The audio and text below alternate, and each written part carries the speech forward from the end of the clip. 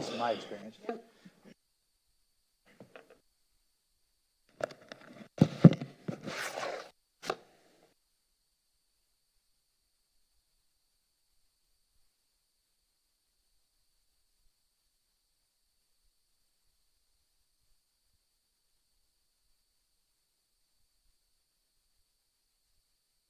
The town attorney, town clerk, and a few members from the county and public. We'll stand for the pledge before we begin. I pledge allegiance to the flag of the United States of America, to the republic and the nation under God, indivisible, with liberty and justice for all.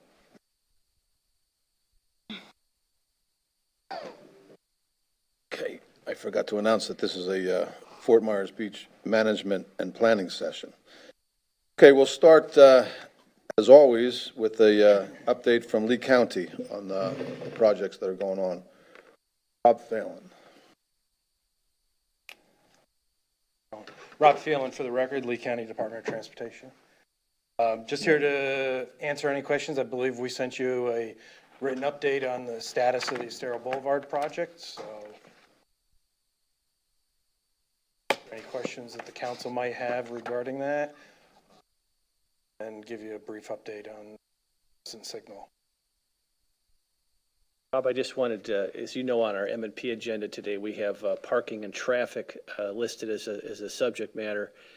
And you are a subject matter expert on these things, and you know Estero Boulevard as well, probably better than most at this point. And we had a presentation a few weeks ago from the state. Very thankful for the county and the state's investment in our community. But there were a number of concerns raised about additional crosswalks, pedestrian overpasses, this is my concern, lack of pedestrian overpasses, or even possibly a tunnel underneath the Estero if it could be done from an engineering standpoint, and also various guardrails, decorative railings, etc., to channel the pedestrians in a way that you don't cross randomly across the Estero, which I'm sure you've encountered on a regular basis. I'm curious your thoughts on that, and also just the broader issue of, just given all your years of experience, and all, particularly in the business, but also on Estero, any ideas, they can be outside of the box, any thoughts you have about solving or helping to mitigate the traffic issues on Estero Boulevard, given all your experience on the island and in the profession? And again, there's nothing off the table, so please feel free to. It's a loaded question. It really isn't loaded. We're trying to think outside the box here. Well, I mean, overpasses generally have there's a number of problems with overpasses. Making somebody actually go extra distance, go up a ramp, go up an elevator, go up the stairs, cross over, come back down again. Those are right in the right application. TPI has got the proposed overpass in their design where they're connecting two levels of their facility together. I think that'll work very well. We're going to be signalizing that intersection just as a guide. We're re-advertising our signal probably in the next week or so project, so we're forward with that. Because of that, there's going to be signalized crosswalks at the Crescent Estero intersection, so you may not see a lot of street traffic diverted to the overpass to go over the overpass, but you will see a lot of it'll divert a lot of their on-site traffic through. Underpasses, they have a huge real estate component. That's aside the point that you're basically putting a structure essentially underwater. Groundwater in this area is very high. Generally, under a foot or 2 feet below the finished grade of the roadway. Yeah. So, you have a high ground. I mean, naturally, because the Gulf is one side and Bay is on the other, you're going to see groundwater level coming through. You have that to contend with any sort of underpass facility, not to mention the size that you would have to do to make it comfortable for a location where you would actually do something like that to transition into the depth that you need at the cover, plus all the utilities that are out there now. Terry sewer, you've got water mains, you've got communication, all of those other things establish some depths that you've got to meet with any sort of underpass. So there's those challenges that you'd have to address with any time. Hand railings, this has been a topic that's been batted around for years. You know, the big issue with hand railing is it works well where you can put it. But because of the number of driveways that are proliferated through the project corridor, there are limited opportunities where you could utilize something that could divert pedestrians, them from crossing at random. So you would have handrail, and then you'd have an open driveway where somebody could choose to cross at that driveway location. So not necessarily stopping the problem, you're just pushing it to another location, and that may not be any different than where they were intending to cross. Not like you can push them to a designated crosswalk because you've got a driveway every lot.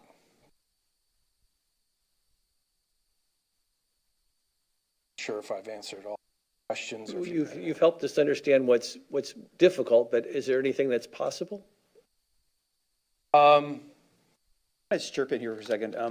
That I was reading through some of the traffic studies that have been done over the last 20 years here, and even 20 years ago, they were saying that it's important to make transit at least as attractive as driving onto the island. The idea of moving people as opposed to cars. And I'm like by the white wall there. I noticed there's a good part of the turn lane which is actually closed off, unused. It seems like, is there any way possible to add some kind of HOV lane that be more efficient with getting people on the island as opposed to cars? I'm sorry, what section are you talking about? The San Carlos coming onto the island. That's part of the San Carlos Boulevard D&E study, and then their master redesign study that they've talked about several years ago. I believe they did evaluate an HOV lane, dispute the opportunity to have transit have priority. I encourage more people to utilize it and not, but that's been discussed with that PD&E study, I think. Is that closed now? Is there any way to reopen that? They're in the process of doing the design. I believe they're at the 60% design stage of that. I believe the town should have received copies of the plan. My understanding is they're going to have another public meeting about that project, additional input. So the county and the town could renew its request for that to be prioritized. That's something we can discuss. If there's consensus within the council to ask them to read, then that would be, have more weight than just. Well, I think, I think with most of these things, it would not only take the council, it would take the county also to be supportive of that. And I think together, I think it would be motivation for FDOT to address any particular issues if just the town asked for it and the county did. I know that the county has put significant investment in transit. I mean, they built the park and ride. They've run the trolleys up and down, and I think all those are a significant improvement. It's just that when the trolleys are stuck in traffic like everybody else, it doesn't make them any more attractive to cars. I think the reliability of public transportation is a key factor, whether you're using it to commute to work or to an appointment or for recreation. Or even if you're coming to the beach today and you want to, be home by 6 o'clock for something, if you're going to rely on public transportation, you're going to want to know that you can get back to your car, back to your house by the designated time and not have to perhaps leave the beach hours early just to be sure you're going to make it 20-minute drive over the bridge and under normal traffic conditions. So point is well taken. I'm just saying that, we're going to have a lot of conversation today about things that involve the town and the county, and it takes a coordination of us from the standpoint of wanting the same thing. Rob, there's been a lot of anecdotal conversation about, and maybe there's been some studies about how much traffic on Estero Boulevard is folks just taking a shortcut, cutting through Fort Myers Beach. Obviously, if the traffic's bad, that doesn't seem like, it's not a very good idea, but a lot of people talk about that. Do you have any thoughts? Have you seen any studies about how much of our traffic is folks just taking a shortcut through Fort Myers Beach and cutting through on that county road? So, back when the town and county started the discussion of this Boulevard improvements, we did a license plate study where they recorded license plates coming through key points, entering the island, partially through the island at a couple different locations, leaving the island, both directions. And what they found was, and don't quote me exactly on the numbers, but roughly 10% of the traffic during the peak hours was through traffic. So either the remainder of the traffic had a destination on the island at some point, so they either didn't make it from entrance point to the exit point in the time that they were expected to do that. So they either stopped at Publix or a restaurant or a gas station or something like that, or they went to a location on island for their destination. Or maybe they just pulled off because there was so much traffic, they said, might as well sit, get out of my car and go have a beverage while I'm waiting for traffic to dissipate. Well, a lot of this study was done, part of it was done in the morning. So, when they were doing commuting traffic. So, And just for the record, I just looked, he gave me that study, a link to that study. It's publicly available, and their study was done, a lot of it just said things that you already knew, but it was done at 5 different times during the day, and it ranged from 5 to 10%, what they said was just pass-through traffic. And it was interesting that there seemed to be traffic coming down and going east was about 5%, and the traffic going west was about 10% pass-through. Why there was such a difference, a little more symmetry, but 5 to 10% in early January, mid-January, which is a really busy time. I would expect, just for a little logic, that, the off-season, there's more pass-through traffic because it's more of an attractive option for people than it is during the season. Yeah. Well, Rob, again, I want to put words in your mouth. As you study and work on Estero Boulevard day after day, anything come to mind that we could do as a council to help mitigate some of the traffic issues that, given your life experience? I think the council and the town and the county are working towards the best solutions that they do. A bike lane, additional sidewalks that we didn't have. I think just intuitively you can see more people walking on the sidewalks. So they're either recreation or they're going from destination to destination. So hopefully those are people that are getting out of their cars and using alternative modes of transport. Really the best thing that we could have expected from the project is alternative modes. Only have so much capacity on the roadway.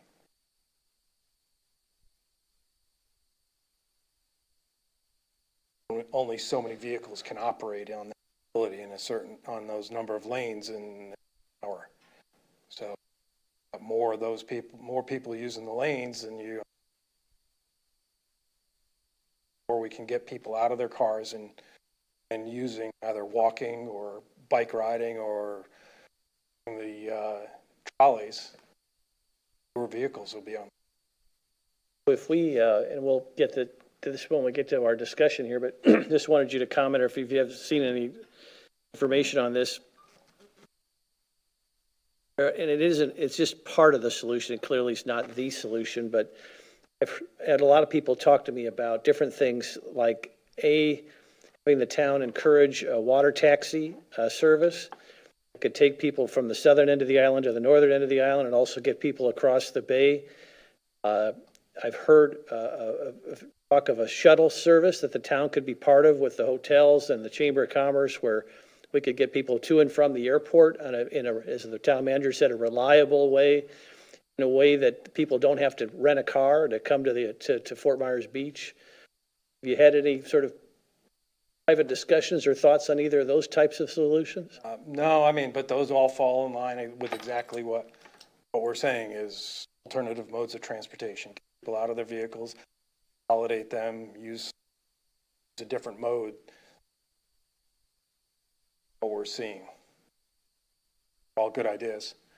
And they've all been knocked around for years. I hope we continue to knock them around. At least 20. I'll tell you, the holy grail of all of this is that's been poo-pooed over the years, is the Mid-Island Bridge, or South Island Bridge, an alternative bridge over to Coconut Road, or, of course, that would be out of the question now, I presume.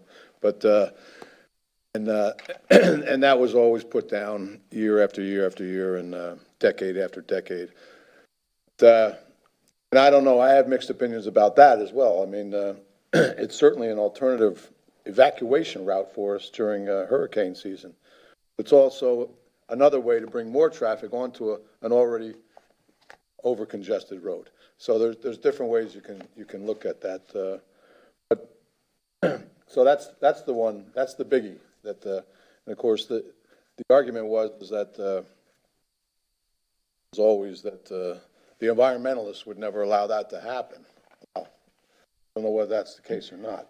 I mean, every bridge that I've ever seen built, the environment improves, particularly the water and the fishing and everything else. So, but anyhow, so I'm just throwing that out there because that's the big kicker that's always been looming out there. But We talk about this in more detail. As you said, Mayor, all these ideas have been talked about for the last 20 years.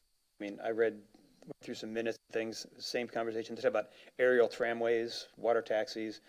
And I think we get into the discussion deeper. There are some things that we can probably do to maybe help bridge that. Not the bridge or something, but certainly some kind of water fence.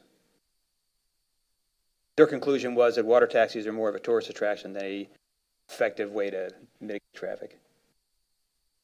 what the big thing is really, I believe, is the getting people out of the cars. And Rob, in our mind, the biggest thing is to get people onto those trolleys and incentivize people to ride the trolleys. As the council members say, the trolley has to sit there and the people sit in the traffic with everybody else. There's no, but if you're sitting in your car and you see that trolley whiz by you and go over that bridge and drop people off, people will start to think, wow, maybe that's the way to go instead of sitting in this traffic. So that's always been, but that will take cooperation with the county, the state, and everybody else involved in those roads and bridges. And it's my understanding that the bridge is going to be expanded a little bit, and there's going to be a little more lane added to that. And so it's feasible that it could be done, even if during just certain hours of the day, at certain times of the year, it could be done. So there are solutions but it's going to take a lot of cooperation between all the entities to get that done. And that, I think, that's our most, my opinion, is our most feasible solution to this. If I could we just go back to your update? I noticed that we're slipping into 2022 now. Well, I mean, it was always intended that they'd finish the final lift of asphalt towards the end of December, which is last paving before, not the final lift, but the final structural course lift. All of the structural pavement would be complete. They'll have some, so essentially the curbs and the sidewalk, the roadway will all be completed. There may be sidewalk, and then because of the paving schedule with the contractors shut down in Christmas? Christmas time, limitations on when the final lift of asphalt, and better on that would going to be sometime in early 2022. Final lift is just, you said everything structurally is done. Yeah, Sidewalks, utilities, everything. the structural course will be done in December. Final lift, which is the finished course, where they put the final pavement markings on, that'll be early in 20. We could have some lanes, excuse me, Bill, we could have some lanes opening before that, though. It's possible they may end up, because of some construction activities, they may shift some traffic around onto the new pavement on we call it the southbound lane. Yes. They may shift some traffic onto that southbound lane. And what's the latest in the structural issues with the Northern Bridge? It said they were going to put a cantilever on there, and there was issue that they couldn't do what they wanted to do without. My understanding, there's been some discussion from the state regarding they're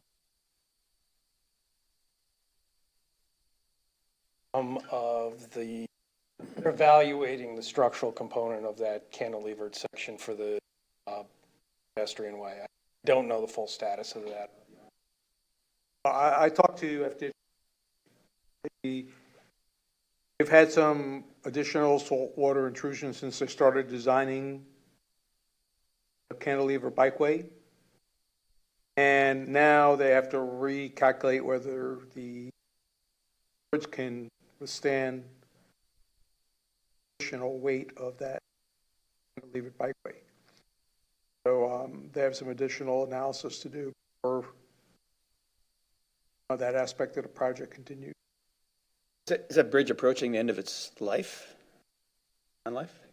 Well, I'm not a bridge engineer or nor do I, see those bridge inspection reports that are done, but clearly it's in a saltwater environment and, you have spalling, you don't address it aggressively, you will get some corrosion of the steel in the bridge. So how extensive that is, I don't know, but clearly it's sufficient that FDOT is checking whether they have to do additional structural work on the bridge itself to support the cantilever, or even with the additional structural work on the bridge, can it support the cantilever? That bridge is in its 40-plus years. Carlos is in its 50-plus years. It gives you any. If we work on both bridges at the same time, we'll pretty much solve the traffic problem. Exactly. Well, that's a perfect segue into my next final question for me.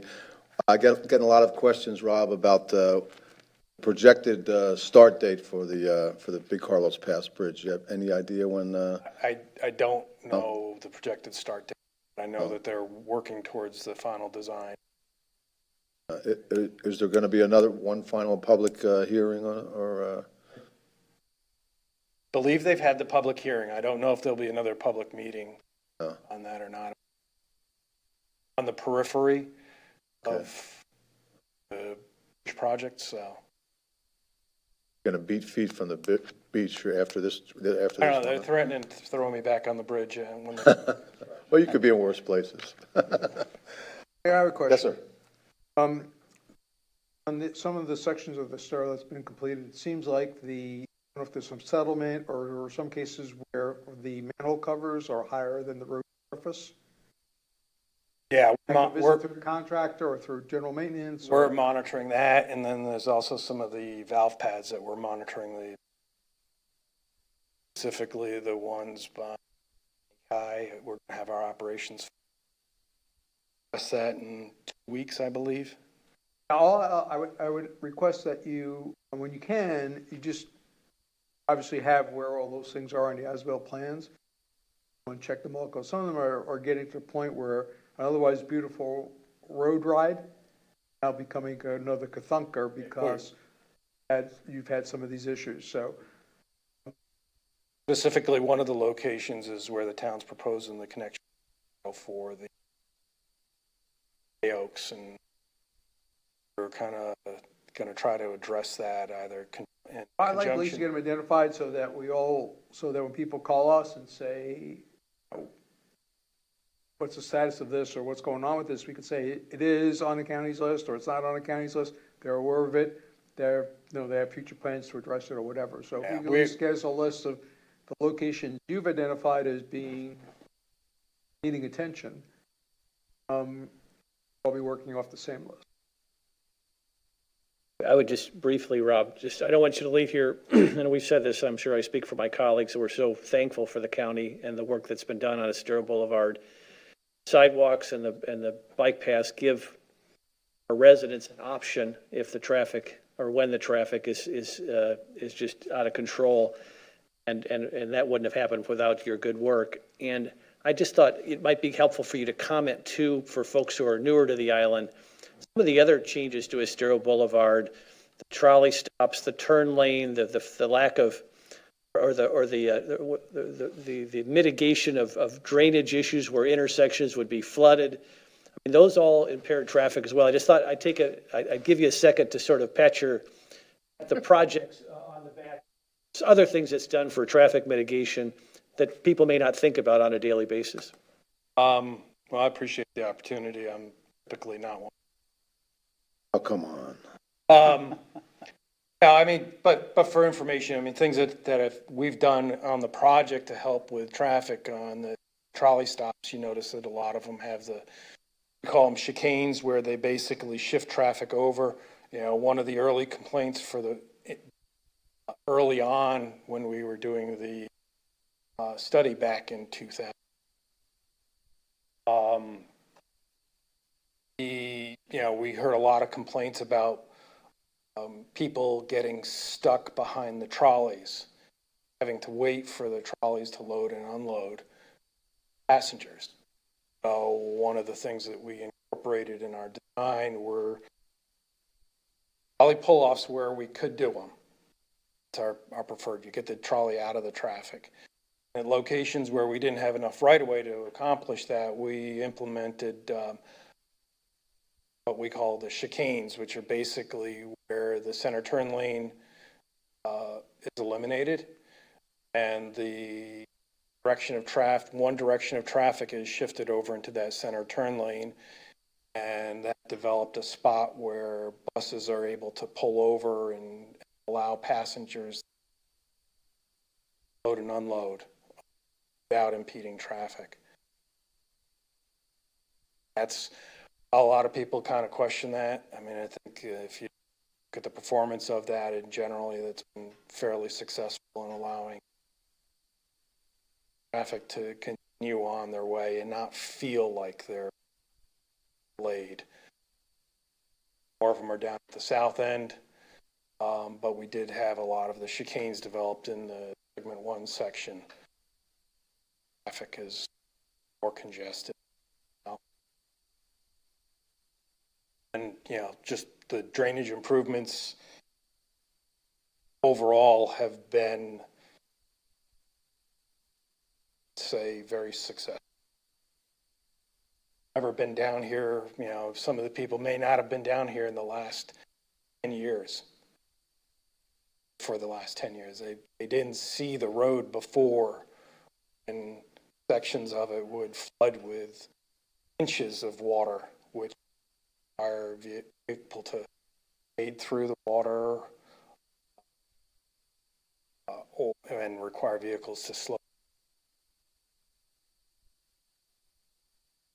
The center turn drain was not necessarily the preferred option, but it's really what we had to do in order to get drainage on the site. Always been the challenges of utilities and committed right away. Center turn drain lane and the drain system provided us an opportunity to collect the water and to treat the water location. And acquiring somebody's piece of property to put a pond on the site or having other means of treating them. That was one of our directives, was acquire anybody's property to do. Fairly successful. It's been hugely successful. That was a game changer. Appreciate that. Any further questions? Mr. Mayor? Yes, sir. Just a couple questions. Rob, thanks for coming out. As always, you give us some time to give us an update that people enjoy hearing from you so they can stay in the loop, if you will. A few things that you had mentioned, as you said, the sidewalks and the bike lanes have become very substantially used. At least I've noticed it. I'm sure my colleagues have as well. People enjoy it. They really can't wait to be able to go up and down the island. We later have a joint meeting with the Public Safety Committee, and some of their concerns that they would like to have addressed that they haven't gotten answers to, maybe you could provide some insight on. The bicycle markings, like the ones we have put on the north end of Estero Boulevard, the green markings. I don't know if you've been involved in those conversations. Commissioner Sandelli and I have spoken many, many times about it. I'm sure they're going to be asking about an update on that, maybe an interlocal agreement with the county on something like that. And then as where the bike lanes end up towards, Red Coconut, they've asked about potentially doing an interlocal with the town about putting a stripe down the line for bikes on one side of the sidewalks, and, pedestrian walkers on the other. And then third, trolley stops. Is there any plan from the county to put shelters at the stops like they do throughout Lee County, at some of the trolley stops, or none of the trolley stops, or all of the trolley stops? Well, I don't have the information about what Lee Tran is intending to do. Stops. I believe there's ongoing discussions between the town and Lee Tran about trolley shelters at the trolley stops. I can tell you what we've done through the project is try to provide ads, some of the trolley stop locations where we had right of way that was available, provide pads so that a shelter could be installed on there, limited modifications. So, because some of them some of those pad sizes and they look fairly large. That was intentional at some location. Meant shelter if they. As far as the green bike lane markings, typically, Lee County's limited applications of green bike lane markings. I know we have a few locations where we're intending on doing that. Typically, what we would follow would be the requirements that are in the FDOT Green Book. All for using, if you're going to use the green bike lane markings, use them at locations where there's conflicts. So if you have vehicles crossing bike lanes, that would be a location where it applies a green bike lane mark. Typically wouldn't. It's not recommended in the green book. Not to say that it's not done, but striping the whole bike lane green. That's a maintenance problem, especially on an island where you've sandpaper running down the road. Because I know like with the reflective white strips, if you're on a high pressure bicycle tire and it's wet, it can be really slick. This lane markings, they suffer that same problem. Oh, the green bike lane, they obviously, if the state's approved use of green bike lane markings, they've evaluated performance on bikes, and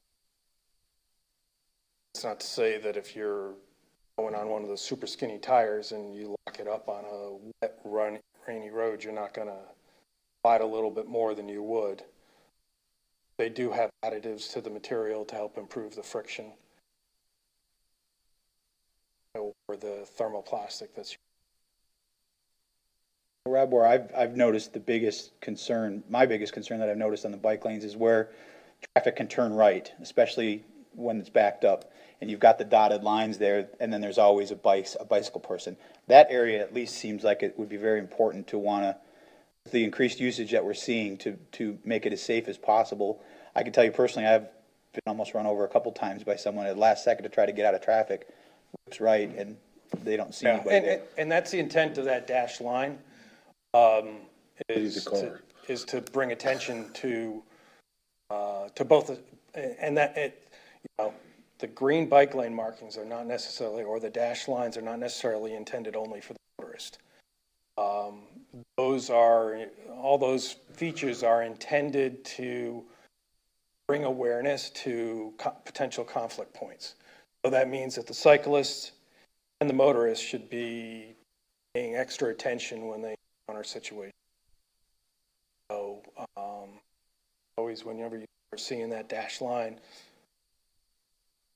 cyclists should be looking. There's a potential for a vehicle to be turning at this location. That's the intent of that skip line at that. Has it moved any closer to a resolution as far as doing it or not doing it? I believe there's discussion probably above my level about whether we implement.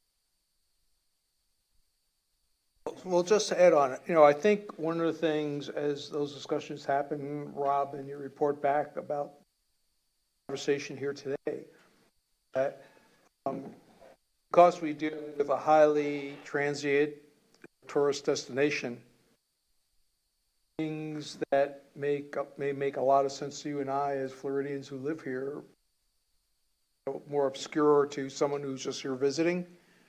I mean, someone from Iowa may think those dotted lines means that's the place that you should unload passengers and open the passenger doors, and they're not looking for bicyclists coming down the lane. So, it's just, we have a lot of people here who are not necessarily familiar with the Florida traffic laws, and anything we can do to, pictures help them understand. I think that's the European model, is they use pictures because they have people from different countries going to different places. Don't always understand the language or the process, the procedures, but they can recognize a picture. And so I think a picture of a bicyclist that's from a distance would be helpful, even though it's not required. Well, you bring up a good point. That it's important to utilize a system that's recognized uniformly from everybody. And that's what the MUTCD traffic control devices intent is to establish a uniform system where somebody from Florida understands the same information as New York or New Jersey or Wisconsin understands. And that's what a lot of the pavement markings that are out based on. Not something that we that's what we don't want to do, is create only understandable Myers Beach. Councilor Allers, did I miss it? Did he answer your question about the divided sidewalks? I did not. Oh, would you touch on that one? Because I'm curious on that as myself. I know that there's been some discussion about the divided down there, and if that's something that the town council wants to bring forward to the commission or to DOT director to implement, we'll evaluate that. I just spent some time out on Sanibel this past weekend, and you saw, maybe some of the ideas are coming from where you see some bike lanes that are out there that are the yellow stripe that runs down the center of the asphalt path. Got a mix of users, area where they're implementing the bike lane. I think it's important to the question will come down to who's going to enforce that. And are you going to try to enforce it? Not a bicyclist that's riding down the right side of the sidewalk, assuming they're going in the direction of traffic. I would place them. Actually, what you want is place them. Would want the cyclist on the side between the stripe and the curb. Them on the right side. The left side as they're going. And if you were thinking about that, one of the things we had to do with that corridor is, in order to comply with ADA requirements and all the driveway locations, had to have a flat area on the back side of the sidewalk. So now got all these driveway locations where you've got that spot side, ramp on the other. So now you're forcing the cyclist to go up and down that ramp section as well. That's problematic for the folks in the three-wheel bicycles or the kids in the tricycles. because you have what happens is when somebody in a multi-wheeled, more than two wheels, over something like that, they're going over that the grade. Some to push people, those trikes, in one direction as they go over those curb ramps. So now you're basically telling all cyclists that they have to opt that location as opposed to going where they feel comfortable, which would be our section of the sidewalk, which would be the other side of the stripe, which would be wanting to put the pedestrians. Oh, there's Well, Rob, along those lines, one other thing I kind of forgot about until you were just talking about is the crosswalks. We've talked a little bit about funneling people to crosswalks and things like that. What does the Green Book say, or is there any standard operating procedure in the Green Book as far as colored markings at sidewalks? I know down in Collier they have several all over the area, down in the Naples, that I mean, you can see them for half a mile away that a crosswalk's coming up. Is there anything that Lee County can do with the crosswalks on Estero Boulevard to help draw attention to it for the pedestrians as well as the drivers up and down the street? I mean, there's a number of levels of enhancement. The colored patterns in between the stripes is not necessarily one of the tools that are used to enhance the sidewalk. It's not part of the tool palette. It's more of an aesthetic feature. The Green Book or MUTC has specific requirements on what colors and configurations can be used in the crosswalks. So they want to avoid things like piano keys, crazy artwork and stuff like that, which doesn't meet the color requirements of crosswalks. But there's a number of levels of enhancement, and each crosswalk would need to be looked at uniformly to figure out what's the appropriate level of enhancement if it's needed, if there's an actual issue that's going on. Excuse me. You know, those could range from in-road pavement marking, lighting, RFBs. There's a number of things that can be used at the right location. What you don't want to do is you don't want, and anybody that's heard me talk about this for years, they're hearing the same story, is you don't want to do something that's going to create a situation where people become oblivious to a crosswalk that's more important. I don't want to say more important, but you need to bring more attention to. So back in 2013, we did this huge project where we came through and with the help of the safety committee, we identified a number of signs that we felt were distracting to drivers. Eliminated a lot of those signs, and then it demonstrated improvement in the safety that's associated with that. Had a huge crash issue that was occurring, and that seemed to decrease after we had those signs. And one of the reasons we thought was happening was people were becoming oblivious to sign blind. Saw so many of those signs that they didn't pay attention to the ones that really needed to be. I want to do with the crosswalks is create a situation, become oblivious to every crosswalk that's out. I've noticed that as I drive around, the area, you see nothing is repetition when it comes to the crosswalks. One may be a small green stripe, one may be a solid block green, one may just have a crosswalk light, green markings, or that I've noticed that, to your point, that nothing's been consistent so that you don't get that eye fatigue of seeing the same thing. Especially we've got almost every beach access has a crosswalk, so I could see your point there. But if it's something that the county could look at potentially to enhance the safety of crossing the crosswalks. We monitor the crash patterns that are occurring corridor, and if we think that's becoming problematic, or if the town sees a specific location that's problematic, obviously you're down here more. Those specific locations. Okay, Just on that real quick point, Rob, on those crosswalks that are under construction, which had the flashing lights, is it the county's intention to continue to have those flashing lights once the construction's done? Crosswalks, I mean, you know how you could push the button and then all of a sudden they start blinking and flashing, people stop, people cross. We have installed a number of, I think you're talking about the RRFBs. Right in front of Santini Plazas, they've got a couple Um, on there. Don't know if we have in construction any sort of flashing beacon part of our construction activity, but we will be installing an RRFB set at the crosswalk that was the south driveway of Santini Plaza. That was identified as part of the committee's analysis back in 2013.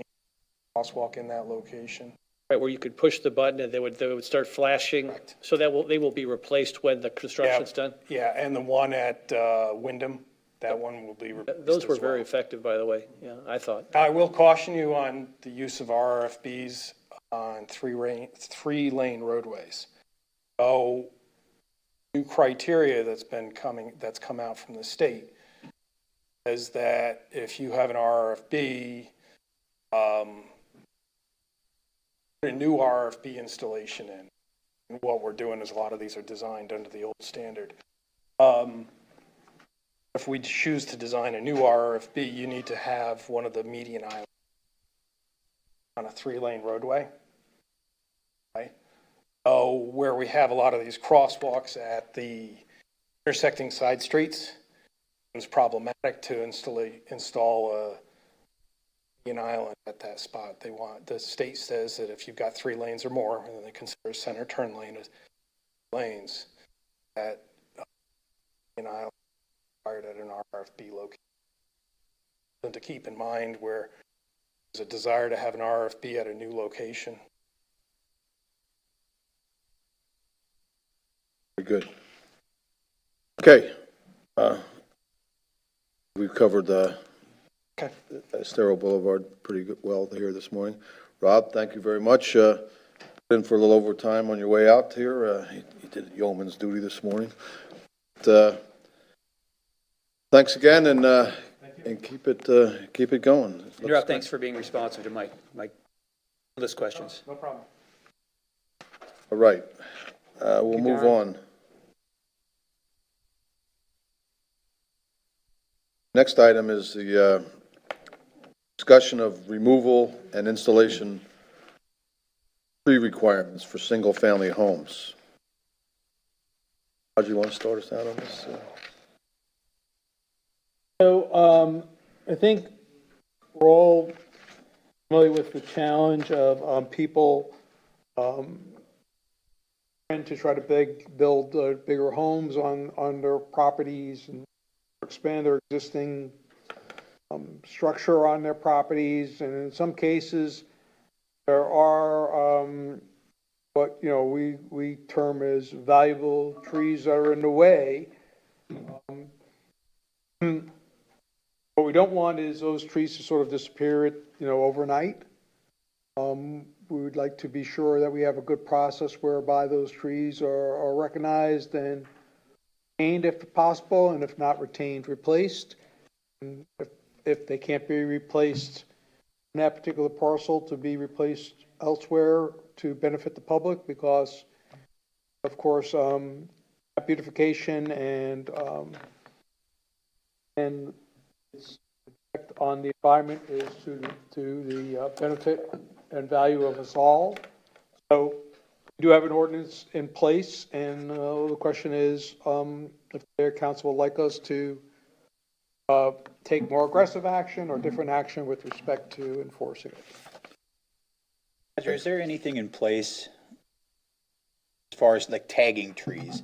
Some developments, commercial developments, they'll go out and they'll tag trees that they want to save, whether it's the developer or someone else. Is that something the town can get involved in, or is that a practice that would be feasible here? Oh, I can tell you that there are places where their regulations run the gamut that say you can't remove a tree, period, without the town coming out and inspecting the tree before you take that action. So, and if you take down a tree is presumed to be valuable, but without obtaining a permit. So that would be sort of one end of the spectrum. And I guess the other end of the spectrum would be sort of self-reporting, where a person might voluntarily call the town to come out and look and say, look, want to do this, or these trees are in my way, or are there any of them I can remove? That's sort of on a voluntary basis. So that's the spectrum, and, we could do anything in between. Clearly, if you don't want to lose any, by mistake, or, on the part of a property owner or someone who's working on someone's property, you would tend to trend towards the trees can be removed without our inspection by the town, and a tagging of the tree, whether it can or can't be removed, and if it's a valuable tree that's in the way of your project and no mitigation can be identified, third tier responsibility of the property owner to see that tree replaced elsewhere, if not on their property. I guess my concern is that we're somehow missing the boat. Currently, we have we don't need to do an ordinance. We have ordinances and statutes in place, but we don't seem to be enforcing them. When I'm looking at the stuff in our notebook, it indicates that tree permits will be incorporated into the building permit for the site. Problem is, by the time you've got a building permit, they've already torn all the trees out. I don't know if we need to attach the tree permit to the demo permit, because that's when they're ripping all the trees out, is when they go in and do the demolition. Madam Vice Mayor, I think you're right that happens, but I think you have the people who sort of tend to try to comply and try to and want to do the right thing. And unfortunately, we also have some others who will do things in advance of even approaching the town. They know they're going to come to the town for a permit or something, whether it's for demo or for building or both. But before that, by hiring ABC landscaping company to come remove a tree or whatever. So That's not what I'm seeing is the problem. okay, well, I'm just saying that I've seen that occur personally here. So I'm not saying that your point is not correct. I'm just saying that there may be a further level beyond that. When I'm seeing them rip out the trees is when they're doing the demos. They're coming in, they're ripping down the buildings, and they're ripping literally every tree out of the lot when they're demoing what's there. And our statute says you're not supposed to be doing that, yet we seem to have no enforcement of it. I kind of read this section on page 18 where it says there's an exception of trees, if not removed, would allow a landowner no beneficial use of a lot or partial, or would place an inordinate burden on the landowner, is a pretty general exception. Right, but they're not, we're not even getting to that point. They're not having to come to us and ask before they say, I can't build my house because this tree is in the way. They're ripping them out before we even get to that point. Maybe in some cases, I know there was one near me where it was actually an undeveloped lot that was fully treed with oaks and sable palms, and they tore every tree out after they got a permit to do it. And then they put a building there and there's no trees. You know that their demo permit permitted them to rip out all the trees? I was told that at the time because some constituents came to me with concerns, and I talked to the town. They said they were in the process of working on the permit to have those removed. I guess that's my question, Roger. Are we, when we do the demo permit, are we allowing them to take out all the trees? Well, I can tell you that it's not my desire that to allow that to occur, and I will make sure that staff, that's reiterated to staff, to be sure that they understand that. Chad, do you have any knowledge of this? Do you get a chance to look at demo permits and tell them, hey, this is a good tree, or? Morning, Chad Schutz, environmental staff. So yes, current policy is, if you're mowing, adding impervious area, protected trees, our vegetation permit, in accordance with the ordinance. So there was some lots kind of more years ago where it did seem like there was at some stage vegetation and it wiped out, maybe no vegetation permit was there. Seems like that's kind of gone away more and we're requiring permits with that. There is in the tail end of the permitting section for our ordinance, where the director may require that, you know, protected trees by this article are relocated to the same parcel in lieu of removal. So maybe some explicit direction on how you want it to handle, which is a lot with Councilman Veach referred to, where there are a lot of oak trees, cabbage palms, etc. Level of burden to put on property owners for locating or replacing those trees, so that staff accordingly. Do you feel our ordinance gives you the tools you need to do what it is we'd like to accomplish? I mean, like I said, there's a green sheet or a blue sheet I printed out in black and white green sheet. So there are some strategies that we could, you know, in the background there's the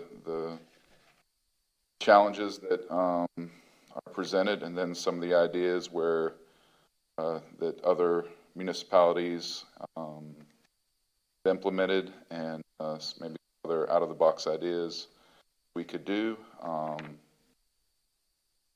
So I think there are, you know, the removing 3 trees annually if there's already a single-family home. That has no criteria. You know, it could be a 2-wide oak tree. It could be a 2-tiger tree. There's no investment tree. There's no, you know, valuable tree, you know, criteria to govern that. When I look at our statute, I see this chart with all these trees named. Isn't that our guidance? Those are protected trees, right? But what I'm saying is, a person who has a house, per the ordinance, there's an exception where an existing single-family home can remove up to 3 protected trees annually without a permit, explicitly. On top of that, you have the state statute where if they have an arborist, we can't even require a notice or a permit, et cetera, if that arborist says that the tree is 10 feet away from the house, and if a hurricane comes, it's a clear and present danger. There are challenges there. Specifically, when I'm looking at this, I see several suggestions. I guess I'm really not clear. If you could wave a magic wand and change something in our code to make it work better for you, is there a sentence you would add, or is there something you would do? Sure, some language, you know, whenever they're coming in for permitting, whenever they're maybe asking us for something such as increase in impervious area, or redeveloping, you know, knocking down a house and putting up a new house, matching some canopy requirements to that. Okay. Whether it be existing or new trees? For instance, again, just going to Councilman Veach's example, because that's a good example where there is a lot of older oak trees and cabbage palms. They, you know, arguably for the guidance on criteria for issuing a permit, setbacks, et cetera, arguably they needed to remove all those trees. So for removing all of those trees, it's guidance from y'all to require replacement. If there's facts don't allow those replacements, what do we do? They're building a pool and need to remove trees, and it's right in the middle of the pool, and if it's a a 1 inch, or sorry, a 1 foot wide oak tree that, oak tree and we valuable, require that to be relocated, which is a huge, require that to be replaced in kind. What does that look like? Is it a bunch of small oak trees? Is it the 1 foot oak tree that, I mean, everything that we ask has a huge, has an expense to level 2, and then the setbacks even allow for it once, you know, if we're requiring it. If I may just add to that, so, you know, as a government, we have to decide, we as a policy standpoint, we want to maintain the existing tree canopy. We're okay for the existing tree canopy to be reduced because we have so many trees. We feel that the tree canopy is inadequate, it needs to be increased. And if our position is we want to maintain existing tree canopy or increase it, then also the arbor situation and other things, we basically have to tell people that you would say to them that it's not that you can't remove a valuable tree if it's truly in the way of your project, but A, we have to have a process to capture that. B, we have to have a process that forces them to replace that canopy either on their property or on some other property within the town. So the overall tree canopy of the town remains the same or increases if that's our desirable goal. And then the legislation is adjusted to facilitate that. And, you know, if you start bringing factors of cost and, you know, other considerations, then you're watering down your policy. You have to just really Take a firm stance, one way or the other. you know, decide where the stance is in. If your stance is our tree canopy is inadequate and we need to increase it, then even an arborist says that the tree is within 10 feet of your house, or the tree is diseased, or that, you know, has another legitimate reason to remove it, we have to decide whether it's part of our policy. We go to that property owner and say, well, that may all be true, but nevertheless, you have to replace it. And if you can't replace it on your parcel, you have to do X, Y, and Z, so the town's overall canopy remains the same or is enhanced. Roger, what you just said, I'm just curious, John, I thought there was a new state law that gave proper, it was a preemption law from the state legislature that said that that the arborist could determine that the tree is a hazard, and then therefore there's nothing the municipality could do about it. Then also, I thought the state legislature said that you can't require the replacement of that tree. Is that your understanding of the legislation? The packet on the last page before the handout about reducing urban heat. Chapter 163045, a local government may not require a notice, application, approval, permit, fee, or mitigation for the pruning, trimming, or removal of a tree on residential property if the property owner obtains documentation from an arborist certified by the International Society of Arboricultural or a Florida licensed landscape architect that the tree presents a danger to persons or property. So it's not a blank check.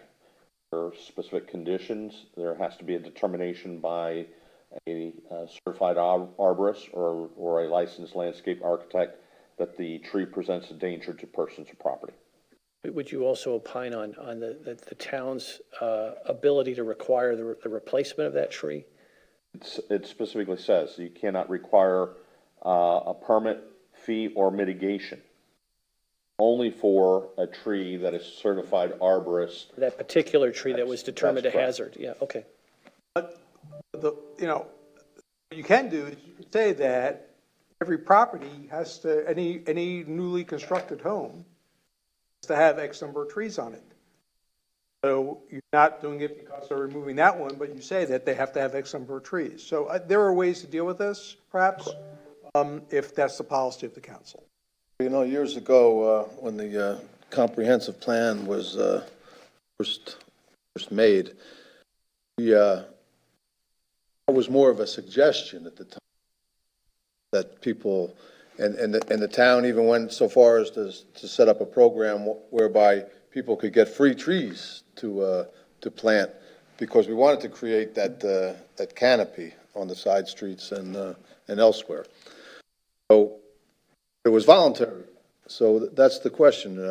Voluntary apparently hasn't worked to the satisfaction of some people. So that's the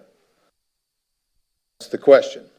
The policy should be whether to require it or to just suggest it. So that's kind of where we're at. But we have been down this road before, and that was in the designers, and everybody at the time was all for that, which is beautiful. I mean, when it happens and you're on that street, it's absolutely lovely. So it's just a matter of whether the town wants to make that law. I want to just say for the record, I'm not an unreasonable person. If you've got a diseased tree on your property, you need to take it out. But it doesn't seem to me that we are at that point. What we're doing is we're allowing to everyone to completely denude their lot of trees. There has to be a middle ground here where we could, hey, look, folks, you need to be putting some trees back if you take all these trees out.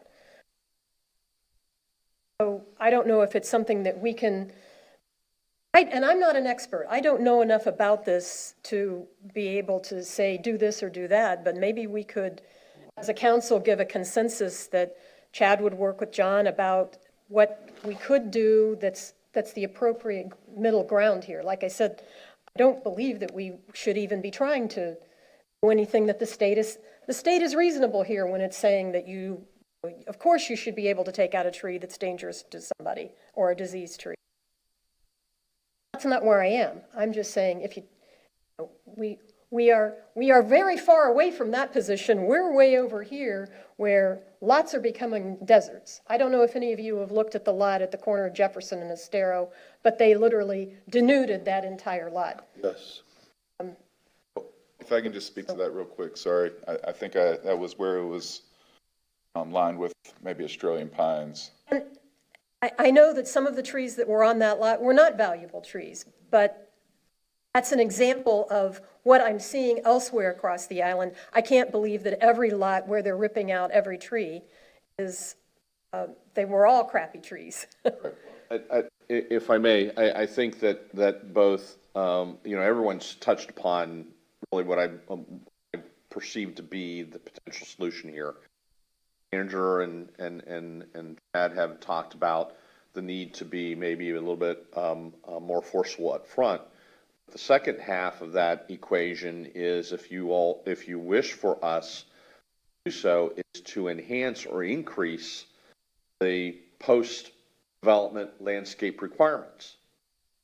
It's to say that, hey, if you clear a lot that had 4 trees, because they don't allow you to build where you need to be able to build, and we just went through that, by the way, if you all recall, with the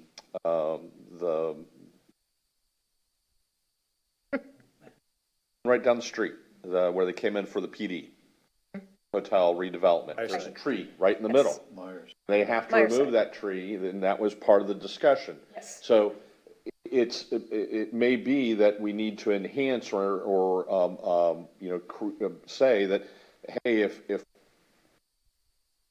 prior to clearing there's 4 trees, instead of just meeting the normal landscaping requirements, you have to put 2 additional trees to mitigate or account for the removal of those trees. I don't know if that already exists in the code. I would defer to staff, but that would appear to me to be the second component of this issue, is maybe enhancing or putting more oomph behind the post-development landscape requirements, that it's not just landscaping bushes, it's trees. Trees of a certain size, certain height, certain diameter. I think it's BDM is what the term is. So we can look at those issues, but as I think everyone is pointing out, the existing regulations, in comparison to some of the others that we've given you as examples, are not too far off. And maybe it's just, being more aware of what's taking place. Then on the back end, saying to that property owner, hey, you removed we allowed you to remove these 4 trees because it didn't fit or allow you to develop your lot. But now as a result of that, you have to put in X more amount of landscaping. I'd be in favor of, I don't know if there's any consensus of having our staff look at brushing up our ordinance to make it work better for them. Sounds good to me. I don't have any problem with that. I think we probably want to be sensitive as we discuss view corridors as well, that we figure out a way to balance that so we're not. But see, to me, a tree is part of the view. I I agree. love seeing a tree, so trees to me are not, Oh, no, I was thinking in terms of on a stereo trying to see the ocean, but yeah, I get you. That is a point though, because are we saying that, well, shrubs obscure the view and trees are the view? I mean, because part of the conversation we're having about view corridors was specifically not allowing shrubs that would block the view. So, I'm sure there's a happy medium we could find. right. All trees. Well, again, one of the fallback positions that other municipalities utilize is that if we have a requirement of whatever it is for tree canopy on a property, and you can't meet that through the property owner can't meet that through their best efforts, that there's a way for them to pay to a tree fund or do other things so that the town in its entirety does not lose canopy. Mitigation. Kind of offset. you've mentioned that a couple of times. So what's your thinking in that, Roger, that they would put a tree on Bay Oaks or Town Hall or some town property, or? It'd be, it's something as simple as, for example, Bill, I know you did some plantings as part of the garden club, those types of things. Look for opportunities. Our goal is to maintain the existing canopy and or increase it. We can find those opportunities. We can create those opportunities. We have the street ends. We set a street end that lost some trees to some unknown Handle. handle. We have Virginia that has no trees, for example, on it. And we have other places like that we theoretically could put trees if that was the objective of the council. I have a question. When we get a demo permit, do we go out and take a picture of that site before they demo so that we know what it looked like? Requiring that. And we wouldn't have to have an ordinance in order to do that. We could just make that something that the town does, that we go out and take a picture. So we've got proof if there were any trees there. Yes, we can. There's no argument. There's no argument there that, There's no that we can tighten that process up. Goes back I'd like to see us do that. Take a picture. If anybody applies for a demo permit, first thing we do is go out and take a picture of that property. I think it goes back to what I said at the beginning, as far as if we're going to go that far, do you want to go even further to have the staff put ribbons on whatever trees that are deemed, The problem is should I don't stay. think staff's allowed to enter private property. For a permit, which would give it, permit which inspection, yeah. would allow you to be able to do that? If they apply for a permit, they would. Well, I just think that it gives the town a little bit of security as far as not just pictures.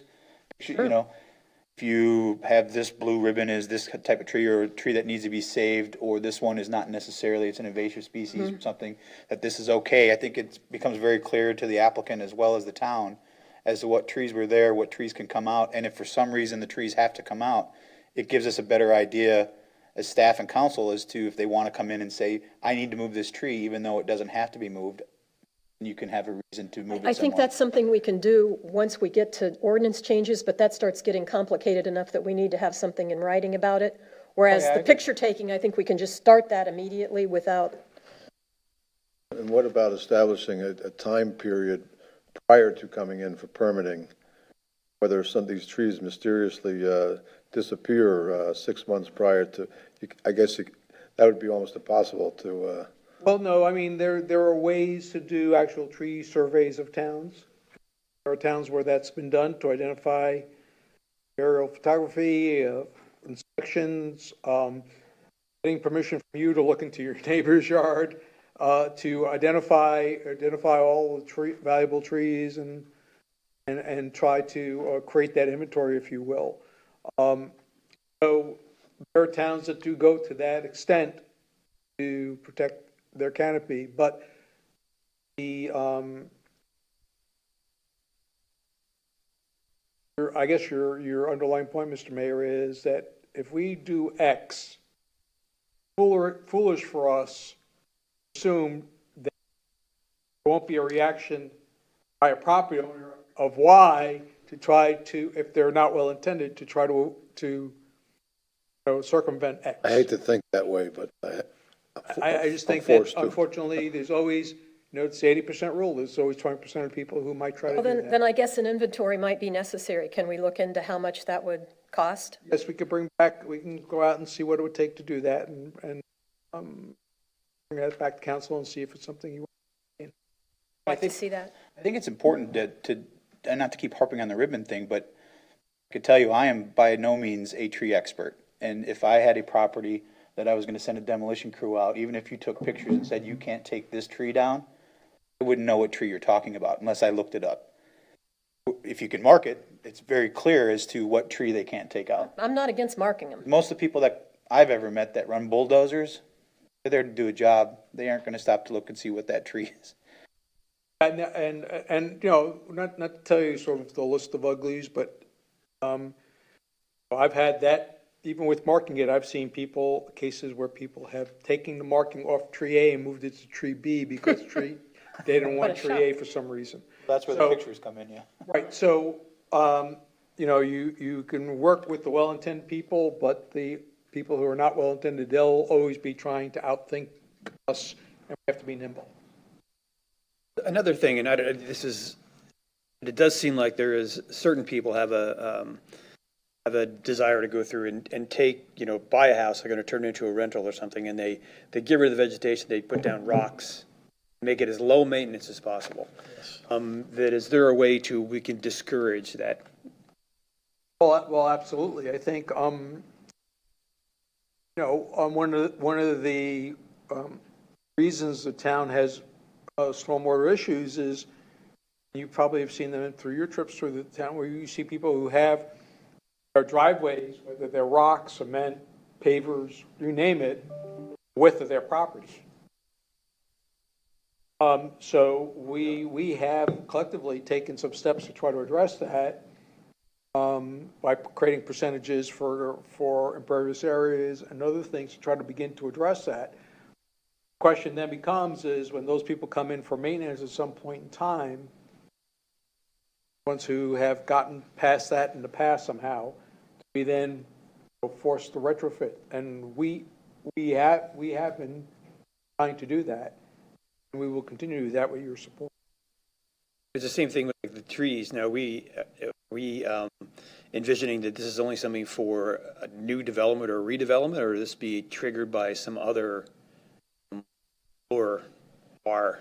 Well, you could basically, I haven't had a chance to talk in depth with John about this, but, there could be some minimum landscaping requirement for the town. And when people come in, you can't say you could be forced to do it tomorrow, but you can say when you come in for a permit of any type, they're going to check that you meet the minimum, requirement, whatever that might be. So, Chad, John, and myself can talk about how we could theoretically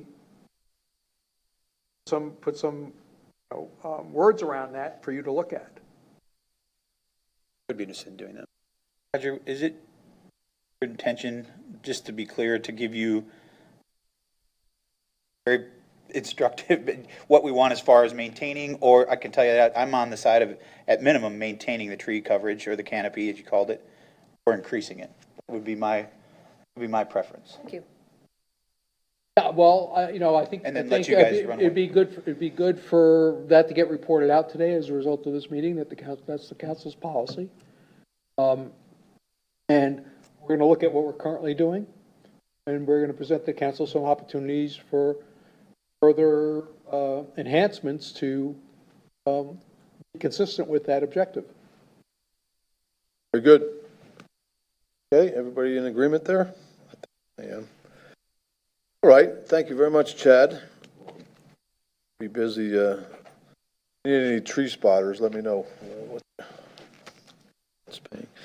Okay, the next item is traffic and parking. Want to take a 5-minute break before we get into this? Yeah, okay, take 5 minutes. Please.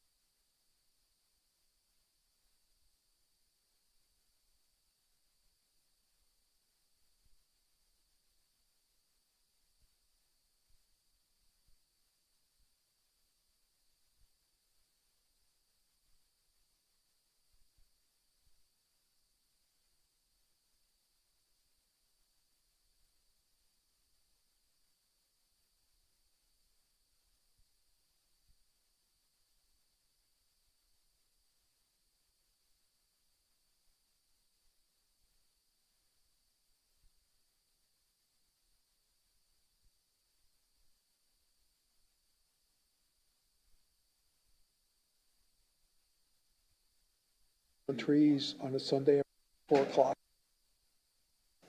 Yep. What's that? I missed that. Call the council.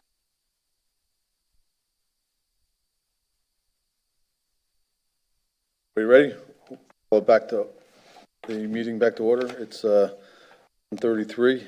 The next item is traffic and parking. I think we pretty well covered the traffic part.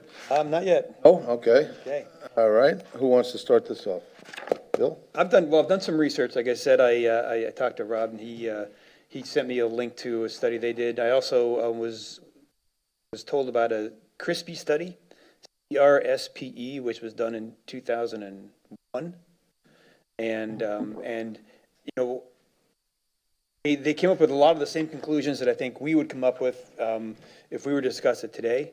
They talked everything from they talked about demand management, which is closing the island when it's full, which is apparently not legal. They talked about tolls, and I know a lot of people talk about tolls as a solution. But most people couch that with saying tolls, but people on the island who live here don't pay the tolls. That's apparently illegal by some 1935 Supreme Court decision, at least according to the minutes that I read from town council. But they talked about aerial trams, water taxis, as we talked about earlier. They talked about making a multi-level parking garage that was connected to the bridge, which didn't really have a whole lot of support. The one point they made is that transit, and the appeal of transit has to be greater than the appeal of driving. And there's a couple of things that I think that certainly limited parking that happen if we could make our transit more faster than driving. I think that would also appeal. And part of the studies too that the stuff that is kind of expected is that you have about twice the traffic load on the bridge as we do once you get to this part of town. And it seems pretty apparent that most people who come over the Northern Bridge don't go very far away from downtown, even though that's the destination. The study where he said that about 5% of the eastbound traffic or the southbound traffic, we're going to look at it, was passed through, and 10% of the westbound traffic. And that was done during a busy time of year and a busy time of day. Well, my inclination is that the numbers are probably higher than that other times of the year. But not being a county road, not being a town road, being a county road, I don't think there's a whole lot we can do.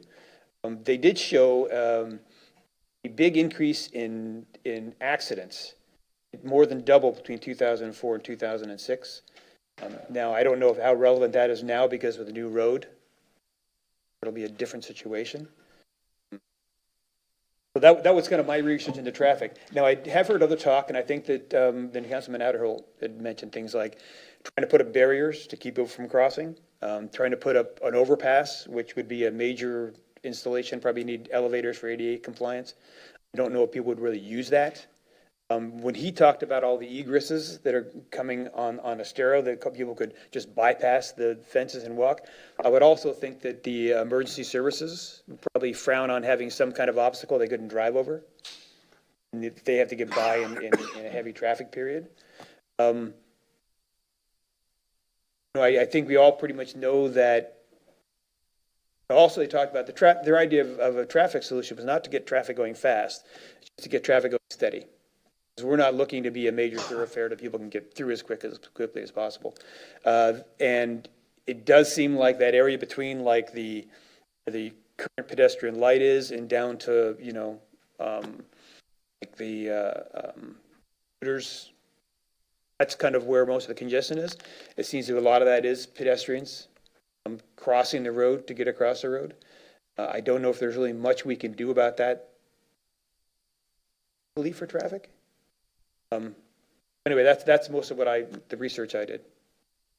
Well, not to interject here, but I don't know that I agree with the statement that there's nothing that we can do about that. I know we've tried some things in the past where we've had people standing at the crosswalks, whether it be deputies or whoever, keeping the traffic moving. As you said, if you look, on page 70, that blue area is kind of where the majority of the traffic backs up, even out of season. If there's ways I think you can keep the traffic moving fairly reasonably, it's not going to obviously solve the traffic problem, as you said, people will just cross anywhere. They'll cross at the crosswalk, you're constantly stopping, and when you're stopped, then you get the licky, people are looking this way, they're looking that way to see who's walking around. If you can keep that traffic moving, then you stop it, let the people pass, then keep it moving again. But it has to be a coordinated effort, the base of the bridge down to, as you said, maybe Hooters. But all those crosswalks have people there. Is it gonna be cheap? Probably not. But it's a way, or at least something that we could try, see if we can keep the traffic moving. You're not gonna get rid of it, but at least keep it moving. I think that, I like the solution that that we're doing, where Times Square is, because I know, it happens, there's so much pedestrian traffic, it seems like as soon as someone crosses, someone else starts crossing. So having people bunch up and go in a big group across and allow more time for traffic makes sense. I don't know how you can do that along a long stretch. The idea of lining the road with deputies or somebody to try to keep people from walking across, even if you trained people, if they got the idea, tomorrow it's a different group. Nothing that's ever successful is easy, but you have to try something. I mean, as far as communication, there's 10,000 different, you're a technology guy like myself, there's 10,000 ways to be able to communicate. Okay, let's stop them. Okay, let's let them go. I mean, it doesn't have to be very complicated, but I think it's something that we should take a look at, possibly trying, if not for a month, 2 months. I know we had a little pilot thing that we did it, and it seemed, as someone that drives up and down there all the time, it seemed to me like it worked. I mean, that was only, I think, at 2 spots. But there's a lot of crosswalks between the base of the bridge and Hooters that you don't always cross at the same time. You have to stop for the people by Hooters, then you have to stop by the people by the Yo Taco, then you got to stop by the people at Crescent. So if you can have that coordinated, much like they're going to do with the lights at the base of the bridge and at Old San Carlos and at Crescent, if they're all coordinated, you should be able to make that traffic flow a little bit better. You're not going to eliminate the traffic, but if at least you can make it flow a little bit better so that cars are moving and not sitting still for 10 minutes, it's worth trying, in my opinion. Well, I brought it up before, and just sneak in here, and I'm going to say it again, that Annabelle has a seasonal program over there that they use, where they have these volunteers, or they're not volunteers, they're paid, and normal citizens that they wear blue shirts or whatever their uniform is. They have them spread out so many yards apart from each other. And they keep people off of Periwinkle. They keep them. They have the same problem we do, people crossing all the time. So they keep them off the street that way. And I don't know how many there are, but it's probably worth going over there and watching someday in action, maybe around the holidays or something like that. But it works. It works for them. And Isn't that because they have their own police department, though? Since we have the sheriff, I'm not sure we'd be allowed to have our own traffic enforcement outside of the sheriff's office. no, I don't know the answer to that, but you're nodding your head. Yeah, I recall that this conversation, recurring conversation, and it was determined that those individuals work underneath or within the auspices of their police department, and that they have to meet certain minimum training in order to be able to eligible to perform those functions. Oh, all right, let's take it one step further. They have a huge voice contingency. Those guys do work under the auspices of the sheriff. So maybe instead of just putting one voice deputy down at the light, we could spread them out along the boulevard and they could perform that function. Either way, it's the same principle. So that's just something to consider. I think it's something to seriously consider, Mr. Mayor, because, Bill, I agree with you. Each one of these individually are not panaceas and don't solve the problem. But I do think if you take 6 or 7 steps, it could really help to mitigate. I do think there are challenges with the guardrails or the pedestrian rails, with all the driveways and outlets and so forth. But I do think in areas that could really help, not solve, but help. And again, as the mayor said, if we could get a force, and even if it's under the county's jurisdiction, we could certainly partner well with the county and make this work. And we had volunteers that could help not only direct the pedestrians, but if people had to get out on those cross streets, sometimes when you have to turn left and you're going against the traffic, you have to kind of see if the cars are coming.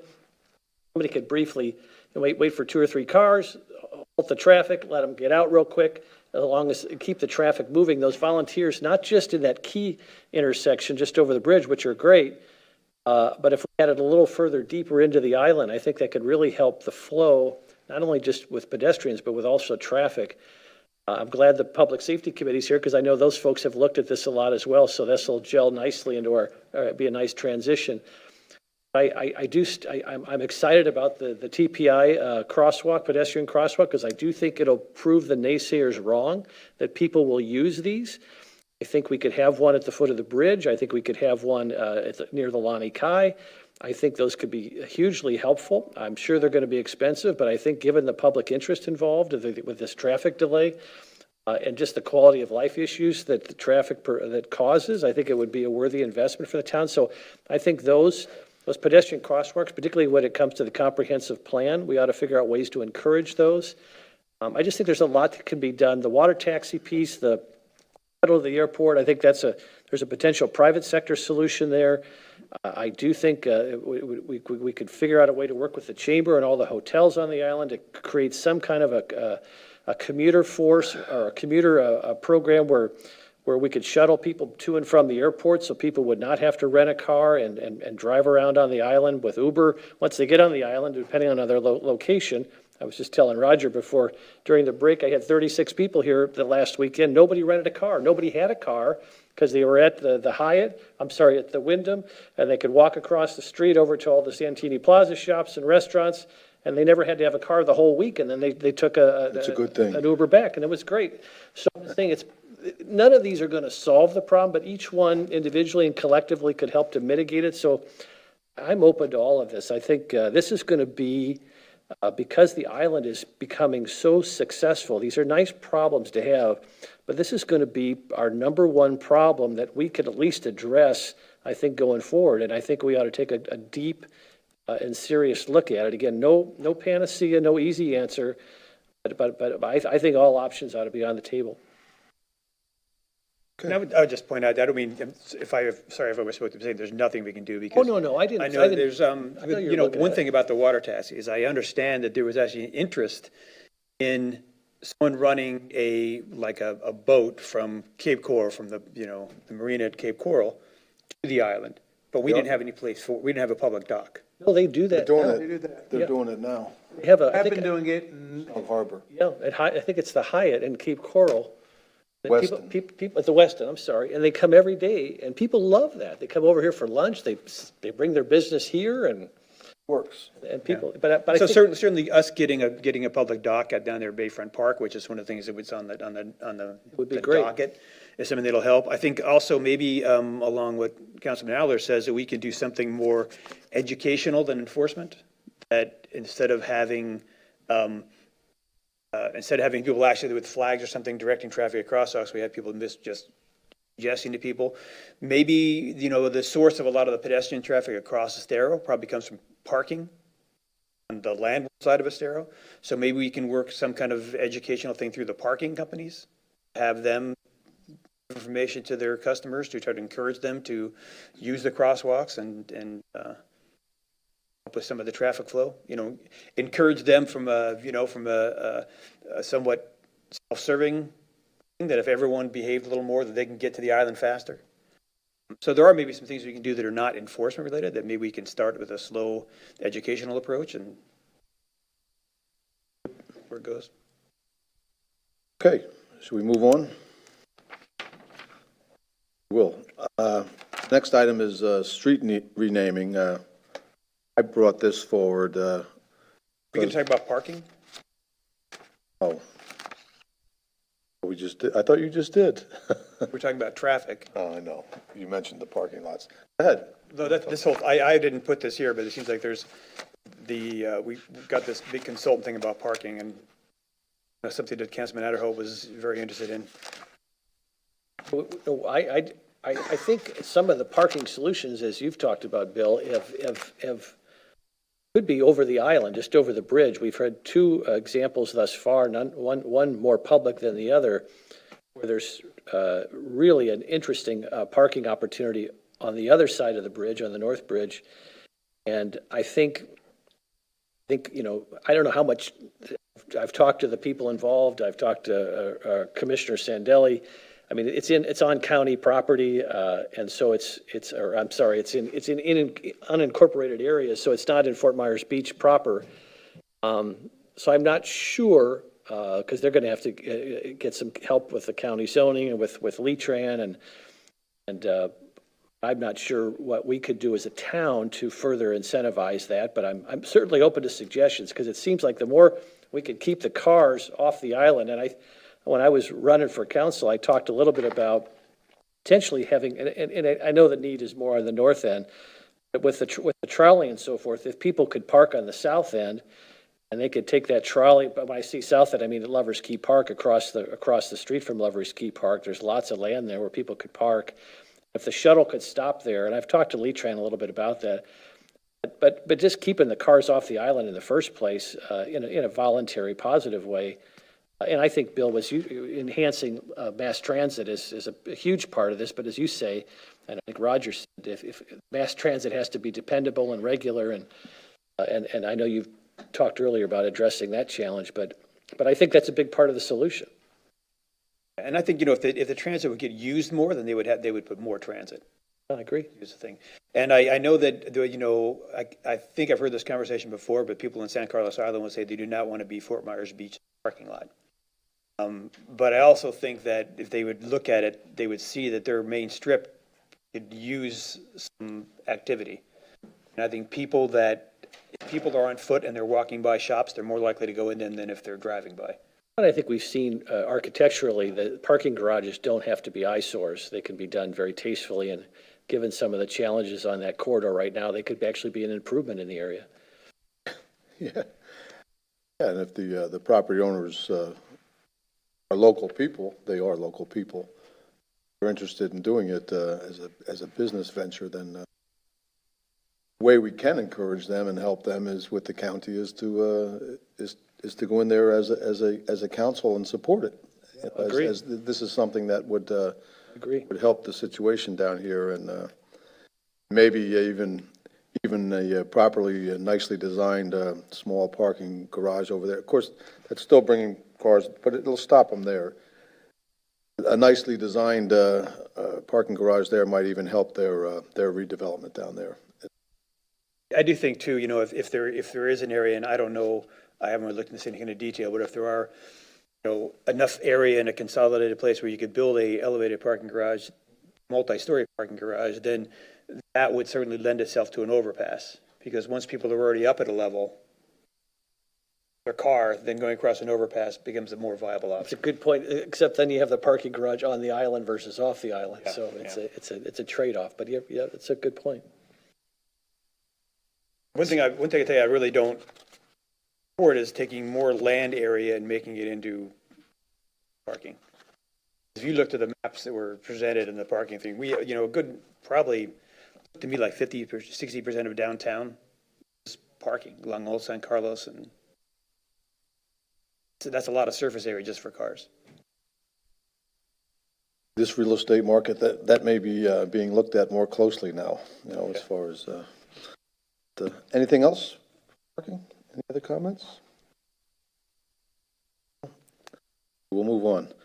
The next item is street renaming. Again, I brought this forward because I was approached by a citizen down on the south end who has a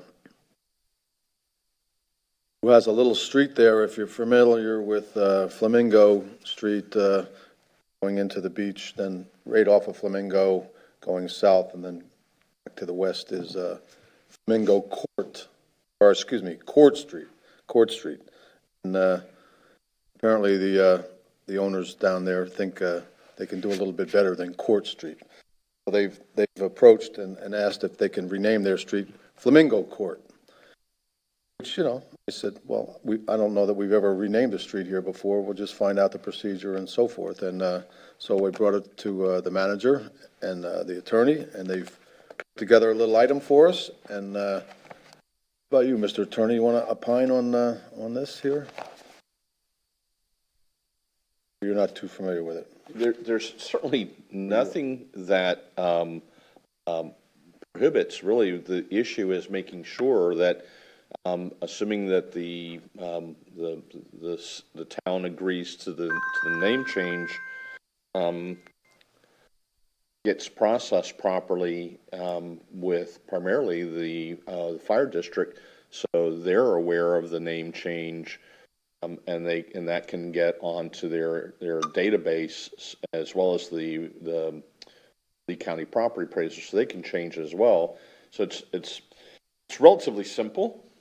You know, if you wish, and the council's direction is to write up a policy, we can do that fairly easily. But it's really the real work is coordinating with the other agencies on the back end. If it could be as simple as the policy of this body is to require the applicant to submit a form, which we can prepare and provide for anyone. And they come before you, they ask for the name change, you say yes or no. And if you say yes, then it's a matter of coordinating with those other agencies. I was under the impression from reading this that we really didn't have any jurisdiction over this. They apply with Lee County, they deal with the fire department and the post office. Well, they will have to, that's one of the other steps. The question is, do you all want to be part of that? I see no process? need. They've already got enough hoops to jump through, and I don't. Do you like the name? I don't know. I don't- I guess. If everybody on the you wanna street be wants part to of change the their name, process. I'm certainly not one to stand in their way, and I don't see that this is anything that we need to be involved in. I don't understand why the county would be involved in town street. Not necessarily the county. It's, remember, the the Lee County property appraiser is a separate and distinct entity the from appraiser, the not- Board of County Commissioners. Okay, I see. The same with the fire district. Yes. So and those are the two entities that are primarily, that all should be concerned with, is one for fire safety and the other one to reflect the proper name on the property records going forward. Of course, they need to contact Amazon because, you wouldn't want Amazon not to be able to find your house because they changed the name of your street. Well, I guess go ahead, Bill. Do we have any jurisdictional authority? I mean, is this something that we can say yes or no on? If you choose to do so, it's your I town. feel no need to get involved in this. I don't know if I agree with that, Vice Mayor. I think that, I mean, it's kind of I think we should be opening involved in it. a can of worms. I mean, if a group of people, especially like this, only like, what, 5-6 houses on the street? If they want to, name their street Mayor Murphy Stinks, I mean, they're allowed to do that? I mean. Well, I've got to believe all the other agencies are going to have some say in that. Well, I think there's three things. One is, if you want to do it, there's a way to do it, here's how you do it. Yeah, go Pat do them on it. the back, wish them luck. Second, here would be, I think what Councilor Beach is mentioning, which is basically that we just say that we support the request. We don't have an objection to it. It could just be a simple resolution. We give them that resolution, we pat them on the back, and we wish them good luck. Third level would be where we actually facilitate, co-implement the change with them. And that's a whole different level. That's staff spending money and time and et cetera to do that. So those are the three possible levels for you to consider. And I do think, for me, just not liking the name of your street when it's not necessarily just because it's maybe not colorful enough, not tropical enough, or whatever the reason is, it just doesn't seem to be enough of a real reason to go through, and it will inconvenience a lot of agencies, a lot of people, from the post office to the fire department to the sheriff to the county assessor. We don't have the jurisdiction to stop them, Bill. I'm just going to throw this out, because when these types of situations present themselves, to some degree, it's, are we reinventing the wheel? Type in renaming of city streets, Florida. The first one that actually comes up is the city of Jacksonville. All addressing and street naming functions shall be centralized in the Planning and Development Department of the City of Jacksonville, including but not limited to naming new streets, renaming and existing streets, assigning addresses to new plats, and assigning addresses for new residential and commercial construction. And then it has a process by which it's done. I'm just saying that for illustrative purposes. Right, but we currently do not have anything in place. And by the time we would get an ordinance in place, they could have already gone through the process and renamed their street. So I just don't feel any need to get involved in this. Well, they did come to us. So they wanted some guidance from us in one form or another. And the particular lady, she was here earlier, got up 3/4 of the way through Rob's presentation. I don't know why she didn't want to hang around. But anyhow, she did tell me that she has this first one is a good start. It's a very small street that only has about 5 or 6 homes on it, and they've all agreed to it. She said, except for one that she hasn't made contact with on an empty lot. So there's just about unanimous agreement with it. So, I mean, if they all want it and it's not offensive, I mean, my opinion is why not? You know. So anyhow, as to how, I think the town should have a little say in the matter. I mean, we don't have to hang it over their heads. What I'm saying is we don't have any say. We could make a resolution saying, yes, it's fine with us, go ahead, but it's just a resolution. We have no ordinance prohibiting them from doing it. I don't care if they do it.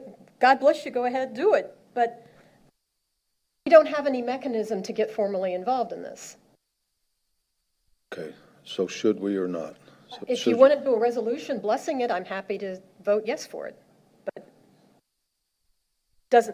it wouldn't stop them if we didn't do a resolution. And the one thing I would suggest, though, is I think it seems to me to have a flamingo court down at the end of Flamingo Street would be a little confusing. We already have Jefferson Court and Jefferson Street in Washington. And it's confusing. Well, you know, it may be confusing. I think I kind of side with Madam Vice Mayor on this. I don't know. They want it. One, that there's a huge demand for people wanting to change the name of their street to by the resources of staff and an attorney and everyone else involved to put something together to create an ordinance. This time doesn't seem to make a lot of sense. As I said, I don't know that there's a huge demand out there for people wanting to change the name of their streets. I don't think there is, but this particular one just came out of the blue, you know, so. We give them their blessing and All right, go through the process. I mean, that's fine with me. I mean, I don't want to, there is an associated cost. I don't want to speak for necessarily for the manager, or more importantly, but there's a cost of putting up new signage, the new sign, whatever that is. It'll have to conform to our regulations, and we would then have to put it up. Ask for a donation.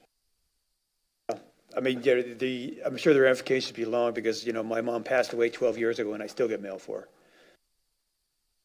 It'd be a while for this change actually worked through everybody. They'd be getting mail from addresses.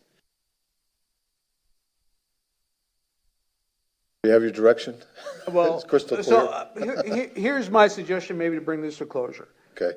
That we just bring a short resolution back that basically says that you know, that, and I don't know what word I would use, has no objection to the change, and they, armed with that, could then pursue process through the other agencies that John mentioned, and maybe they'll be successful, or maybe they won't, and we'll wish them well. Okay. And this mainly to address the concern that Councilor Veach mentioned, that, you know, someone doesn't proceed on their own without our knowledge is something that we would find objectionable. Okay. Stop there. All right, fine with that. Again, I just brought it forward because this individual came to me and we'd never done anything like this before, so we've hashed it out. Here's the direction. Very good. We'll move on. The last item is, next to last item, is the American Rescue Plan. Roger. Should we defer this so that we don't keep our Public Safety Committee waiting? Well, it's going to be very, very quick.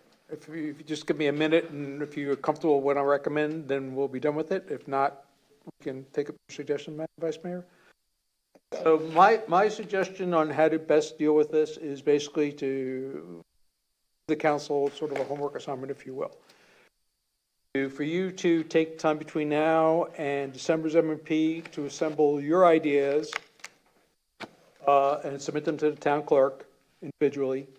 We will collate those ideas, 3 votes for this, 2 votes for that, no votes for something. We will get the idea in terms of, we see it as fully compliant with the regulation. We see it as, a challenge to the regulations as we currently understand them. We think that it's aerodynamic. And then we will bring that back to you, so then you're all sort of working off the same piece of the paper. You're not brainstorming off the top of your heads. That's our suggestion to you. And that would set us up to hopefully have a decision in January for us to move forward with. Sounds okay to me. Sound all right to everybody? I just think it'd be helpful, Roger, to get a little bit of guidance as to what's compliant. I Now, know, we're sending out information, where there's some information in the kit, and as we get information, and continue to get information, we will share that with you, so you sort of know where the guardrails are. I think that'd be helpful, because I know the Florida League of Cities is still trying to figure this out, where I know certain communities are testing this right now with proposals that may be in the gray area, and everyone's seeing how those pan out, and I just think it's going to be help before we put some suggestions together that clearly aren't compliant. I think it'd be good to have some guardrails and some guidance as to what's been successful thus far and what might be successful based upon what you've seen going forward, because it's a lot of money we're talking about, and I'd hate to have suggestions that are just not even germane to the regulations. Well, the reason I'm suggesting this process is because, let's say that somebody on the council would suggest, one of the suggestions in a Palm Beach city was to use it for a golf course. We get back to you before the list is printed and say, well, we suspect that that's going to be a very, very difficult thing to get through the process, if you still wanted to keep it on. Stormwater management. An easy thing to put on the list. The golf course, stormwater management. Roger, if you would, just for the benefit of the public, explain why that's very important. I don't know that everybody understands the process of how this money works, even though we have it. If you could just kind of go into what happens if Okay, you so do something. typically with state or federal money, the way it really works is you have a set of guidelines. You spend the money and then you submit it with proof that you adhere to the guidelines and you get reimbursed. This is one of the very, very rare occasions where the money is sent to you up front with the guidelines, and the federal government has sort of undefined clawback capability. Could you spend the money that in a way that doesn't comply with the guidelines? So if you do it, and it's termed, if you pick a project and it's termed to be ineligible, if and when the federal government claws back the project, you're then paying for it out of your own pocket. So with all that said, and as Councilor Adderholt was mentioning, guidelines are not, for certain things they're abundantly clear, and other things are very vague. Everyone's trying to figure this out, and when I say everyone, it's the Florida League of Cities, it's the National League of Cities. Everybody's trying to figure out sort of where the line in the sand is. My advice to you today and in the future will always be to be 2 steps ahead of the line in the sand. We don't want to be in a situation where we spend $3 million plus on doing something to only find out that we have to repay that. But I think this is a good way for us to be able to have a free exchange of ideas without someone feeling the stigma perhaps of suggesting something that may not qualify. Okay? All right? Okay, well, last item is agenda management. Is there anybody that wishes to add anything to the list? I think we need to add in the modified tree ordinance we asked to have produced. Okay. Else? We talked a while ago, and I just want to kind of revisit to see if I want to add to the list about the condo recertification. I think there was some feel that, hopefully the state was going to take it up, but I'm not really sure it'll happen, and it's worth us visiting and doing something, because I definitely have some concerns about some certain properties on the island that I think if they haven't been diligent with their checks, that there could be some risk there. My understanding is that there is action taking place at the state level. Obviously, we will have to wait until the end of the legislative session to see whether or not there's any agreement up in Tallahassee on proposed legislation that might be introduced. But there is a working group that has taken up the matter. We can ask maybe our state lobbyists to ask around, see where that might be. Add that information to you at a future meeting.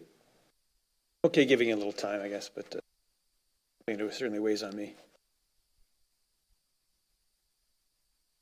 I think I'd like to add there, to begin the discussion with the Sheriff's Office about the possibility of engaging the voice people in traffic control down the boulevard during the season, to begin those discussions.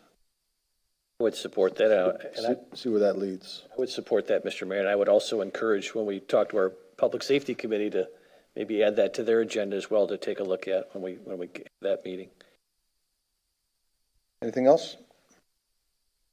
Okay, we'll adjourn this meeting at 11:09. And do we have tables that we're going to set up for the group? Okay, then we'll reconvene with the Public Safety Committee in 5 minutes.